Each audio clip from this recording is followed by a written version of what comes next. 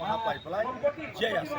সেইকাৰণে আমি কৈছোঁ বাকী মানুহৰ কাৰণে চৰকাৰে কি কৰিব ওলাইছে। সেইকাৰণে আমি কৈছোঁ চৰকাৰে আমাক সকলোকে চাকৰি দিয়ক আৰু চাকৰিটো মৌলিক অধিকাৰ হিচাপে স্বীকৃতি দিয়ক। আমি সকলোৱে চাকৰি কৰিম। কোনোবাই যদি ভাল মানে শিক্ষা, যাৰ শিক্ষা আছে, যাৰ ডিগ্ৰী আছে, তেওঁলোকে চাকৰি কৰক, ডাঙৰ চাকৰি কৰক। আৰু সৰু সুৰা যিমান যি আছে অনপঢ় যিবিলাক আছে তেওঁলোকে পিয়ন খালাচী তেওঁলোকে কৰিব।